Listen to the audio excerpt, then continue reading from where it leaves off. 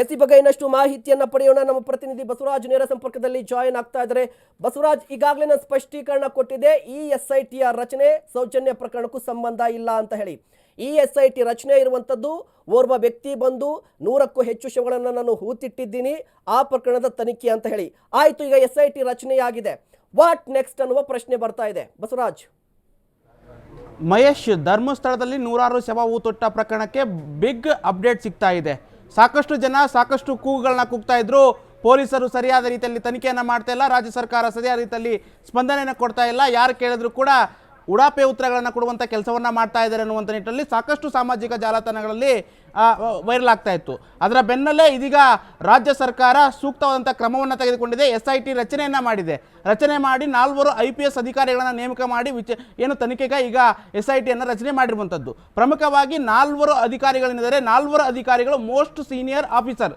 ಯಾಕಂದರೆ ಅವರು ಕೆಲವೊಂದಿಷ್ಟು ಪ್ರಮುಖ ಹುದ್ದೆಗಳನ್ನು ಅಲಂಕರಿಸುವಂಥದ್ದು, ಜೊತೆಗೆ ಬೆಂಗಳೂರಿನಲ್ಲೂ ಕೂಡ ಕೆಲಸವನ್ನು ಮಾಡಿರುವಂಥದ್ದು. ಇನ್ವೆಸ್ಟಿಗೇಷನ್ ಹೇಗೆ ಮಾಡಬೇಕು, ಈ ಪ್ರಕರಣವನ್ನು ಸಾಕಷ್ಟು ರೀತಿಯಾದಂಥ ಏನು ಉಲ್ಬಣಗೊಳ್ಳೋದ್ರಿಂದಾಗಿ ಅವರು ಯಾವ ರೀತಿಯಾಗಿ ಕಂಟ್ರೋಲ್ ಮಾಡಬೇಕು, ತನಿಖೆಯನ್ನು ಯಾವ ಆ್ಯಂಗಲ್ ನಡೆಸಬೇಕು ಅನ್ನೋದ್ರ ಬಗ್ಗೆ ಅವ್ರಿಗೆ ಎಲ್ಲ ರೀತಿಯಾದಂಥ ಮಾಹಿತಿ ಇದೆ ಅನ್ನುವಂಥ ನಿಟ್ಟಿನಲ್ಲಿ ಕೂಡ ಅವರನ್ನು ನೇಮಕ ಮಾಡಿ ಈಗ ರಾಜ್ಯ ಸರ್ಕಾರ ಆದೇಶವನ್ನು ಹೊರಡಿಸಿರುವಂಥದ್ದು. ಹಾಗಾಗಿ ಇವತ್ತು ರಾಜ್ಯ ಸರ್ಕಾರ ಆದೇಶವನ್ನು ಹೊರಡಿಸಿದೆ. ನಾಳೆ ಅವರು ಯಥಾವತ್ತವಾಗಿ ಅಲ್ಲಿ ಹೋಗಿ ಆ ಕೇಸ್ ಫೈಲ್ ಇದೆ, ಕೇಸ್ ಫೈಲನ್ನು ಅವರು ತಮಗೆ ತೆಗೆದುಕೊಂಡು ತದನಂತರವಾಗಿ ಯಾವ ರೀತಿಯಾಗಿ ತನಿಖೆ ಮಾಡಬೇಕು, ಏನು ಮಾಡಬೇಕು ಅನ್ನೋದ್ರ ಬಗ್ಗೆ ಟೀಮ್ ಲೀಡರ್ ಆಗಿರುವಂಥ ಪ್ರಣಬ್ ಮೊಹಿತೆ ಅವರ ಜೊತೆಗೆ ಡಿಸ್ಕಷನ್ ಮಾಡ್ತಾರೆ. ಡಿಸ್ಕಷನ್ ಮಾಡಿ ತದನಂತರವಾಗಿ ಮುಂದಿನ ತನಿಖೆಯನ್ನು ತಿರುಗೊಳಿಸ್ತಾರೆ. ಪ್ರಮುಖವಾಗಿ ಪ್ರಪ್ರಥಮವಾಗಿ SIT ತಂಡ ಅಲ್ಲಿ ಏನು ಕೃತ್ಯ ನಡೆದಂಥ ಸ್ಥಳ ಏನಿದೆ, ಆ ಕೃತ್ಯ ನಡೆದಂಥ ಸ್ಥಳಕ್ಕೆ ಹೋಗಿ ಅಲ್ಲಿರುವಂಥ ಬಾಡಿಗಳೇನಿದೆ, ಅಂದರೆ ಶವ ಹೂತಾಕಿರುವಂಥ ಶವದ ಬುರುಡೆಗಳೇನಿದೆ, ಆ ಬುರುಡೆಗಳನ್ನು ತೆಗೆಯುವಂಥ ಕೆಲಸವನ್ನು ಮಾಡ್ತಾರೆ.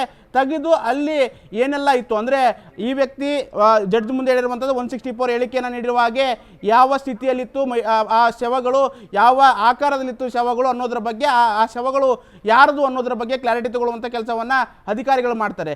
ಆ ಕ್ಲಾರಿಟಿಯನ್ನು ಹೇಗೆ ತಗೊಳ್ತಾರೆ ಅನ್ನೋದನ್ನು ನೋಡ್ತಾ ಹೋದರೂ ಕೂಡ ಪ್ರಮುಖವಾಗಿ ಆ ಬುರುಡೆಯನ್ನು ವಶಪಡಿಸ್ಕೊಳ್ತಾರೆ, ತೆಗಿತಾರೆ. ತೆಗೆದ ನಂತರವಾಗಿ ಅದನ್ನು FSL ಕಳಿಸ್ತಾರೆ. FSL ಕಳಿಸಿದ ನಂತರವಾಗಿ ಅಲ್ಲಿ ಆ ಶವ ಏನಿದೆ, ಯಾವ ರೀತಿ ಆ ವ್ಯಕ್ತಿ ಮಹಿಳೆ ಆಗಿರ್ಬೋದು ಅಥವಾ ಯುವತಿ ಆಗಿರ್ಬೋದು, ಅವರು ಹೇಗೆ ಸತ್ತಿದ್ದಾರೆ, ಯಾವ ರೀತಿಯಾಗಿ ಸತ್ತಿದ್ದಾರೆ, ಅವರ ಸಾವಿಗೆ ಏನು ಕಾರಣ ಅನ್ನೋದರ ಬಗ್ಗೆ FSL ಅಧಿಕಾರಿಗಳಿಂದ ರಿಪೋರ್ಟನ್ನು ತರಿಸ್ಕೊಳ್ತಾರೆ. ಬೈ ಮಿಸ್ಟೇಕಾಗಿ ಅವರು ಅತ್ಯಾಚಾರಕ್ಕೊಳಗಾಗಿ ಸಾವನ್ನು ಅಪ್ಪಿದರೆ ಯಾರ ಮುಖಾಂತರವಾಗಿ ಹೇಗಾಯಿತು ಅನ್ನೋದ್ರ ಬಗ್ಗೆ ಕೂಡ ಆ ಬಾಡಿ ಯಾರ್ದು ಅನ್ನೋದ್ರ ಬಗ್ಗೆ ಪತ್ತೆ ಹಚ್ಚೋ ಕೆಲಸವನ್ನು ಮಾಡ್ತಾರೆ. ಅದಲ್ಲದೆ ಆ ಬಾಡಿ ಯಾರು ಪತ್ತೆ ಆಗದೆ ಇದ್ದರೆ, ಅಸ್ಥಿ ಪಂಜರ ಅದು ಯಾರ್ದು ಅನ್ನೋದು ಪತ್ತೆ ಆಗದೆ ಇದ್ದರೆ ಅದಕ್ಕೆ ಮತ್ತೊಂದು ಆ್ಯಂಗಲಲ್ಲಿ ತನಿಖೆ ಮಾಡುವಂಥ ಕೆಲಸ, ಇಷ್ಟು ದಿವಸಗಳ ಕಾಲ ಯಾರ್ಯಾರು ಬಂದಿದ್ರು, ಏನೇನು ಹೋಗಿದ್ರು ಅನ್ನೋದ್ರ ಬಗ್ಗೆ ಕೂಡ ಸಂಪೂರ್ಣವಾದಂಥ ಡೀಟೇಲ್ಗಳನ್ನು ಕಲೆಕ್ಟ್ ಮಾಡುವಂಥ ಕೆಲಸವನ್ನು ಕೂಡ ಮಾಡ್ತಾರೆ. ಆದರೆ ಸದ್ಯಕ್ಕೆ SIT ತಂಡ ರಚನೆ ಮಾಡೋದ್ರಿಂದಾಗಿ SIT ತಂಡ ನಾಳೆ ಅಲ್ಲಿಗೆ ಹೋಗುತ್ತೆ. ನಾಳೆ ಅಲ್ಲಿ ಹೋಗಿ ಏನು ಆರೋಪಿ ನೀಡಿರುವಂಥ 164 ಹೇಳಿಕೆ ಏನಿದೆ, ಹೇಳಿಕೆಯ ಪ್ರತಿಯನ್ನು ಪಡೆದುಕೊಳ್ಳುತ್ತೆ. ಪ್ರತಿಯನ್ನು ಪಡೆದುಕೊಂಡ ನಂತರವಾಗಿ ಪೊಲೀಸ್ ಠಾಣೆಯಲ್ಲಿ ದಾಖಲಾಗಿರುವಂಥ ದೂರನ್ನು ಕೂಡ ತೆಗೆದುಕೊಳ್ಳುತ್ತೆ. ತೆಗೆದುಕೊಂಡ ನಂತರವಾಗಿ ಇಲ್ಲಿಯವರೆಗೆ ಸಾಕ್ಷಿ ವಿಚಾರಣೆಗಳಾಗಿರ್ಬೋದು, ಇಲ್ಲಿಯವರೆಗೆ ಪೊಲೀಸರು ನಡೆಸಿರುವಂಥ ತನಿಖೆಗಳಾಗಿರ್ಬೋದು, ಅವನ್ನೆಲ್ಲವನ್ನು ಕೂಡ ಕಲೆಕ್ಟ್ ಮಾಡಿಕೊಂಡು ನಂತರವಾಗಿ ತನಿಖೆಯನ್ನು ಶುರು ಮಾಡುವಂಥ ಕೆಲಸವನ್ನು SIT ಮಾಡಲಿದೆ. ನೋಡಿ, ಮತ್ತೊಂದು ಕಡೆ ಅಲ್ಲಿದ್ದಂತಹ ಸ್ಥಳೀಯ ಪೊಲೀಸರು ಈಗ ಅನಾಮಧೇಯ ವ್ಯಕ್ತಿಯ ಪರೀಕ್ಷೆಗೆ ಮುಂದಾಗಬೇಕು ಅಂತ ಕೂಡ ಮನವಿಯನ್ನ ಮಾಡ್ಕೊಂಡಿದ್ರು. ಈಗ SIT ರಚನೆಯಾಗಿದೆ. ಸೊ ಈಗ ಅನಾಮಧೇಯ ವ್ಯಕ್ತಿಯನ್ನ ಪರೀಕ್ಷೆಗೆ ಒಳಪಡಿಸುವ ಸಾಧ್ಯತೆಗಳು ಎಷ್ಟಿದೆ ಅಂತ ಹೇಳಿ. ಮಹೇಶ್, ಪ್ರಮುಖವಾಗಿ ಸಾಮಾಜಿಕ ಜಾಲತಾಣಗಳಾಗಿರ್ಬೋದು ಮತ್ತು ಅಲ್ಲಿನ ಪೊಲೀಸರಾಗಿರ್ಬೋದು ಈ ವಿಚಾರದಲ್ಲಿ ಸಾಕಷ್ಟು ರೀತಿಯಾದಂಥ ಡಿಸ್ಕಷನ್ ಆಗುತ್ತೆ. ಯಾಕಂದರೆ ಪೊಲೀಸರ ಮೇಲೆ ಸಾಕಷ್ಟು ಆರೋಪಗಳು ಬಂದಿತ್ತು. ಒಬ್ಬ ಸೀನಿಯರ್ ಆಫೀಸರನ್ನು ಈ ಕೇಸನ್ನು ಹ್ಯಾಂಡಲ್ ಮಾಡಬೇಕಾಗಿತ್ತು. ಆದರೆ ಒಬ್ಬ ಈಗ ಫ್ರೆಷರ್ ಆಗಿರುವಂಥವರು PSI ಹುದ್ದೆಯಲ್ಲಿರುವಂಥ ಅಧಿಕಾರಿಯನ್ನು ಇನ್ವೆಸ್ಟಿಗೇಷನ್ಗೆ IO ಆಗಿ ಮಾಡಿದ್ದಾರೆ.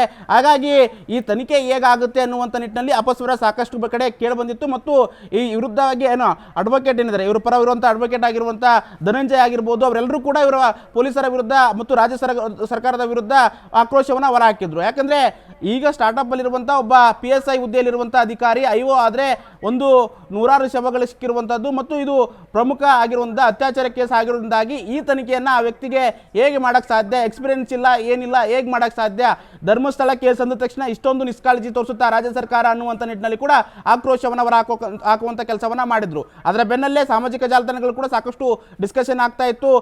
ರಾಜ್ಯ ಸರ್ಕಾರ ಈ ಕೇಸನ್ನು ಮುಚ್ಚಾಕೋಕೆ ಮುನ್ನಾರ ನಡೆಸ್ತಾ ಇದೆ, ಹಾಗೆ ಈಗ ಅನ್ನುವಂಥ ನಿಟ್ಟಿನಲ್ಲಿ ಕೂಡ ಸಾಕಷ್ಟು ರೀತಿಯಾದಂಥ ಡಿಸ್ಕಷನ್ ಕೂಡ ನಡೆದಿತ್ತು. ಅದರ ಬೆನ್ನಲ್ಲೇ ಇದೀಗ ರಾಜ್ಯ ಸರ್ಕಾರ SIT ರಚನೆ ಮಾಡಿ ಆದೇಶವನ್ನು ಹೊರಡಿಸಿರುವಂಥದ್ದು. ಪ್ರಮುಖವಾಗಿ ಇಲ್ಲಿಯವರೆಗೂ ಆ ಪೊಲೀಸ್ ಠಾಣೆಯಲ್ಲಿ ದೂರು ದಾಖಲೆ ಪೊಲೀಸ್ ಠಾಣೆಯಲ್ಲಿ ಏನೆಲ್ಲ ತನಿಖೆ ಆಗಿದೆ, ಆ ತನಿಖೆಯ ಎಲ್ಲ ಎವಿಡೆನ್ಸ್ಗಳು ಮತ್ತು ಆ ದೂರಿನ ಪ್ರತಿಯಿಂದ ಹಿಡಿದುಕೊಂಡು ಪ್ರಕರಣಕ್ಕೆ ಸಂಬಂಧಪಟ್ಟಂತ ಎಲ್ಲ ದಾಖಲಾತಿಗಳನ್ನು SIT ವಶಪಡಿಸಿಕೊಳ್ಳುತ್ತೆ. ತೆಗೆದುಕೊಂಡು ನಂತರವಾಗಿ ಮುಂದಿನ ತನಿಖೆ ಈಗ ಇಲ್ಲಿವರೆಗೂ ಏನು ತನಿಖೆ ಮಾಡಿದ್ದಾರೆ ಅನ್ನೋದ್ರ ಬಗ್ಗೆ ಡಿಸ್ಕಷನ್ ಮಾಡ್ತಾರೆ. ನಾವು ಯಾವ ಆ್ಯಂಗಲಲ್ಲಿ ತನಿಖೆಯನ್ನು ಮಾಡಬೇಕು, ಆರೋಪಿ ಊತಿಟ್ಟ ಬುರುಡೆಯನ್ನು ನಾವು ಫಸ್ಟ್ ತೆಗಿಬೇಕಾ ಅಥವಾ ಆರೋಪಿಯನ್ನ ಬ್ರೈನ್ ಮ್ಯಾಪಿಂಗ್ ಮಾಡಿಸ್ಬೇಕಾ ಅನ್ನೋದ್ರ ಬಗ್ಗೆ ಕೂಡ SIT ತಂಡ ಡಿಸ್ಕಷನ್ ಮಾಡುತ್ತೆ. ಯಾಕಂದ್ರೆ ಆರೋಪಿನ ಬ್ರೈನ್ ಮ್ಯಾಪಿಂಗ್ ಮಾಡೋಕೆ ನಾವೇನಾದ್ರೂ ಕಳಿಸಿದ್ರೆ ಅದು ಬಹಳ ದಿವಸಗಳ ಮುಂದೆ ಹೋಗುತ್ತೆ. ಆರೋಪಿ ಊತಿಟ್ಟಿರುವಂಥ ಶವಗಳ ಬುರುಡೆಗಳೇನಿದೆ ಆ ಬುರುಡೆಯನ್ನ ಮೊದಲು ತೆಗೆದು ತದನಂತರವಾಗಿ ಇನ್ವೆಸ್ಟಿಗೇಷನ್ ಅನ್ನ ಮಾಡೋಣ. ಅವನೇನಾದ್ರೂ ಶವದ ಬುರುಡೆಗಳು ಸಿಗ್ಲಿಲ್ಲ ಅಂದ್ರೆ ಅದು ಮುಂದಿನ ಆಕ್ಷನ್ ತಗೊಳ್ಳೋಕ್ಕಾಗುತ್ತೆ ಅನ್ನುವಂಥ ನಿಟ್ಟಿನಲ್ಲಿ ಕೂಡ SIT ನೋಡಿ, ಈಗ ಬ್ರೈನ್ ಮ್ಯಾಪಿಂಗ್ ಬಗ್ಗೆ ಮಾತನಾಡ್ತಾ ಇದ್ರು, ನಾನು ಅದನ್ನೇ ಹೇಳ್ತಾ ಇದ್ದೆ. ನೋಡಿ, ಪೊಲೀಸರು ಅಂದ್ರೆ ಅಲ್ಲಿದ್ದಂತಹ ಸ್ಥಳೀಯ ಪೊಲೀಸರು ಈಗ ಆ ವ್ಯಕ್ತಿಯ ಅಂದ್ರೆ ಈಗಾಗಲೂ ಈ ಹೇಳಿಕೆ ಕೊಟ್ಟಿರುವಂಥ ವ್ಯಕ್ತಿಯ ಬ್ರೈನ್ ಮ್ಯಾಪಿಂಗ್ ಅನ್ನ ಮಾಡಿಸಬೇಕು ಅಂತ ಒತ್ತಾಯವನ್ನು ಮಾಡ್ತಿದ್ರು. ಅದ್ರ ಬಗ್ಗೆ ಕೋರ್ಟ್ ಕೂಡ ಮನವಿ ಮಾಡ್ಕೊಂಡಿದ್ದಾರೆ. ಬಟ್ ಈಗ SIT ರಚನೆ ಆಗಿದೆಯಲ್ವಾ, ಬಟ್ ಇಲ್ಲಿ ಈ ವ್ಯಕ್ತಿಯ ಪರವಾಗಿದ್ದಂಥ ವಕೀಲರು ಹೇಳ್ತಾ ಇದ್ದಿದ್ದು ಯಾವ ಕಾರಣಕ್ಕಾಗಿ ಬ್ರೈನ್ ಮ್ಯಾಪಿಂಗ್ ಮಾಡಿಸ್ಬೇಕು. ಈಗ ಈತ ಹೇಳ್ತಾ ಇರೋದೇನು, ನಾನೇ ಸ್ವತಃ ಒಂದಿಷ್ಟು ಶವಗಳನ್ನು ಹೂತಿಟ್ಟಿದ್ದೀನಿ ಅಂತ ಹೇಳಿ. ಈಗ ತಕ್ಷಣಕ್ಕೆ ಮಾಡಬೇಕಿದ್ದಂಥ ಕೆಲಸ ಏನು, ಎಲ್ಲಿ ಶವಗಳನ್ನು ಹೂತಿಟ್ಟಿದ್ದಾರೆ ಅದು ನಿಜನಾ ಸತ್ಯ ಅಂತ ತಿಳಿಬೇಕಿತ್ತು. ಈಗ ನೆಕ್ಸ್ಟ್ ಏನು ಅಂದರೆ SIT ರಚನೆ ಆಗಿದೆ, ಈ ಕೇಸನ್ನು ಕೈಗೆತ್ಕೊಳ್ತಾರೆ. ನೆಕ್ಸ್ಟ್ ಪ್ರೊಸೀಜರ್ ಈಗ ವಕೀಲರು ಒತ್ತಾಯವನ್ನು ಮಾಡ್ತಾ ಇದ್ರಲ್ವಾ, ಈ ಶವಗಳು ಎಲ್ಲಿದೆ ಅಂತ, ಅವುಗಳ ಏನಾದರೂ ಈಗ ರಿಕವರಿ ಮಾಡುವಂಥ ಕೆಲಸಕ್ಕೆ ಮುಂದಾಗ್ತಾರಾ ಅಂತ ಹೇಳಿ. ಮಹೇಶ್, ಈ ಸುಪ್ರೀಂ ಕೋರ್ಟ್ನ ಹಿರಿಯ ವಕೀಲರಾಗಿರುವಂಥ ಧನಂಜಯ್ ಅವರು ಇದಕ್ಕೆ ಸ್ಪಷ್ಟನೆ ಕೊಡುವಂಥ ಕೆಲಸವನ್ನು ಮಾಡಿದ್ದಾರೆ. ಸಾಕಷ್ಟು ಕಡೆ ಅವರು ಹೇಳಿಕೆಯನ್ನು ಕೊಟ್ಟಿರುವಂಥದ್ದು ಅಂದರೆ ಪ್ರಮುಖವಾಗಿ ಪೊಲೀಸರು ಪ್ರಥಮವಾಗಿ ಮಾಡಬೇಕಾಗಿರುವಂಥದ್ದು ಆ ವ್ಯಕ್ತಿ ಅನಾಮಿಕ ವ್ಯಕ್ತಿ ಏನಿದ್ದಾರೆ ಆ ವ್ಯಕ್ತಿ ಎಲ್ಲಿ ಶವವನ್ನು ಊತಿ ಹಾಕಿದ್ದಾನೆ, ಆ ಶವದ ಬುರುಡೆಗಳೆಲ್ಲಿದೆ, ಆ ಅಸ್ಥಿ ಪಂಜರ ಎಲ್ಲಿದೆ, ಅವುಗಳನ್ನು ತೆಗೆಯುವಂಥ ಕೆಲಸವನ್ನು ಪೊಲೀಸ್ ಅಧಿಕಾರಿಗಳು ಮಾಡಬೇಕು. ಅದನ್ನು ಬಿಟ್ಟು ಆರೋಪಿಯನ್ನು ಬ್ರೈನ್ ಮ್ಯಾಪಿಂಗ್ ಒಳಪಡಿಸುವಂಥದ್ದು, ಆರೋಪಿಗೆ ಮತ್ತೊಂದು ತನಿಖೆಗೆ ಒಳಪಡಿಸುವಂಥದ್ದು ಇದನ್ನು ಮಾಡುವಂಥದ್ದಿಲ್ಲ. ಯಾಕಂದರೆ ಆರೋಪಿ ಊತಿಟ್ಟಿರುವಂಥ ಏನು ಶವಗಳಿಂದ ಶವಗಳ ಅಸ್ಥಿ ಪಂಜರ ಏನಿದೆ ಅವುಗಳನ್ನು ಬೇರೆದವರು ಸಾಕ್ಷಿ ನಾಶ ಮಾಡುವಂಥ ಸಾಧ್ಯತೆಗಳು ಹೆಚ್ಚಿದೆ. ಯಾಕಂದರೆ ಧರ್ಮಸ್ಥಳ ಅನ್ನೋದು ಒಂದು ಚಿಕ್ಕ ಏರಿಯಾ, ಏನು ಬೆಂಗಳೂರು ಅಂತ ದೊಡ್ಡ ಏರಿಯಾ ಅಲ್ಲ, ಒಂದು ಚಿಕ್ಕ ಏರಿಯಾ, ಸುತ್ತಮುತ್ತ ಕಾಡು ಪ್ರದೇಶ ಇರೋದ್ರಿಂದಾಗಿ ಎಲ್ಲಿ ಊತ ಹಾಕಿದ್ದಾರೆ ಅನ್ನೋದ್ರ ಬಗ್ಗೆ ಕೂಡ ಪತ್ತೆ ಹಚ್ಚುವಂಥದ್ದು ಸಾಕಷ್ಟು ಸಾಧ್ಯತೆ ಇರುವಂಥದ್ದು. ಹಾಗಾಗಿ ಪ್ರಪ್ರಥಮವಾಗಿ ಅಧಿಕಾರಿಗಳು ಏನು ಶವಗಳನ್ನು ಎಲ್ಲಿ ಊತ ಹಾಕಿದ್ದ, ಶವಗಳ ಅಸ್ಥಿ ಪಂಜರ ಎಲ್ಲಿದೆ ಆ ವ್ಯಕ್ತಿ ಹೋಗಿ ತೋರಿಸ್ತಾನೆ. ಫಸ್ಟನ್ನು ಅದನ್ನು ತೆಗಿಸಿ ಅದು ಯಾರಿಗೆ ಸಂಬಂಧಪಟ್ಟಿದ್ದು, ಯಾರ ಅಸ್ಥಿ ಪಂಜರ, ಅದು ಯಾರಿಗೆ ಇಲ್ಲಿವರೆಗೂ ಆ ಅಸ್ಥಿ ಪಂಜರಕ್ಕೆ ಸಂಬಂಧಪಟ್ಟಂತೆ ಯಾರಾದರೂ ದೂರು ಕೊಟ್ಟಿದ್ದಾರಾ ಅನ್ನೋದ್ರ ಬಗ್ಗೆ ತನಿಖೆಯನ್ನು ಮಾಡಬೇಕು. ಬೈ ಮಿಸ್ಟೇಕ್ ಆಗಿ ಅಸ್ಥಿ ಪಂಜರ ಸಿಗದೆ ಇದ್ರೆ ಈ ವ್ಯಕ್ತಿ ಮೇಲೆ ಆಕ್ಷನ್ ಅನ್ನು ಕೂಡ ತೆಗೆದುಕೊಳ್ಳಬಹುದು ಅನ್ನುವಂಥ ನಿಟ್ಟಿನಲ್ಲಿ ಕೂಡ ಸುಪ್ರೀಂ ಕೋರ್ಟ್ನ ಹಿರಿಯ ವಕೀಲರಾಗಿರುವಂತಹ ಧನಂಜಯ್ ಅವರು ಕೂಡ ಹೇಳಿರುವಂಥದ್ದು. ಆದರೆ ಪ್ರಮುಖವಾಗಿ ಪೊಲೀಸರು ಇಲ್ಲಿವರೆಗಾದರೂ 164 ಹೇಳಿಕೆಯನ್ನು ಆಯಿತು, ಪೊಲೀಸರು ವಿಚಾರಣೆಗೆ ಒಳಪಟ್ಟಿದ್ದು ಆಯಿತು, ಇಲ್ಲಿವರೆಗಾದರೂ ಸ್ಥಳ ಮಹಜರಾಗಿರ್ಬೋದು ಮತ್ತು ಪ್ರಕರಣ ಸಂಬಂಧಪಟ್ಟಂತೆ ಡೆವಲಪ್ಮೆಂಟ್ ಇಲ್ಲಿವರೆಗಾದರೂ ಆಗ್ತಾ ಇಲ್ಲ ಅನ್ನುವಂಥ ನಿಟ್ಟಿನಲ್ಲಿ ಕೂಡ ಆಕ್ರೋಶ ಹೊರಹಾಕಿದ್ದು. ಸದ್ಯಕ್ಕೆ ರಾಜ್ಯ ಸರ್ಕಾರ SIT ರಚನೆ ಮಾಡಿದೆ. SIT ರಚನೆ ಬಳಿಕ ಆದರೂ ಡೆವಲಪ್ಮೆಂಟ್ ಆಗುತ್ತಾ ಅಥವಾ ಏನು ತನಿಖೆಯನ್ನು ಯಾವ ಆ್ಯಂಗಲಲ್ಲಿ ಮಾಡ್ತಾರೆ ಅನ್ನೋದ್ರ ಬಗ್ಗೆ ಕೂಡ ಕಾಯ್ದು ನೋಡಬೇಕಾಗಿರುವಂಥದ್ದು. ಸದ್ಯಕ್ಕೆ ರಾಜ್ಯ ಸರ್ಕಾರ SIT ರಚನೆ ಮಾಡೋದ್ರಿಂದಾಗಿ ಸಾಕಷ್ಟು ರೀತಿಯಾದಂಥ ಚರ್ಚೆಗಳಾಗ್ತಾ ಇರುವಂಥದ್ದು. ಧರ್ಮಸ್ಥಳದಲ್ಲಿ ನೂರಾರು ಶವಗಳ ಊತಿಟ್ಟಿರುವ ಪ್ರಕರಣಕ್ಕೆ ಏನಾದರೂ ಟ್ವಿಸ್ಟ್ ಸಿಗುತ್ತಾ, ಯಾರು ಆ ಕೃತ್ಯಗಳನ್ನು ಎಸಗಿದಂಥವರು, ಆ ಮಹಿಳೆಯರ ಮೇಲೆ ಯಾರು ಅತ್ಯಾಚಾರವನ್ನು ಮಾಡಿದವರು, ಅವರ ಹೆಸರೇನಾದರೂ ಹೊರಬರುತ್ತಾ ಅನ್ನೋದ್ರ ಬಗ್ಗೆ ಕಾಯ್ದು ನೋಡಬೇಕಾಗಿರುವಂಥದ್ದು. ಧನ್ಯವಾದ ಬಸವರಾಜ್ ತಮ್ಮೆಲ್ಲ ಡೀಟೇಲ್ಸ್ಗಾಗಿ.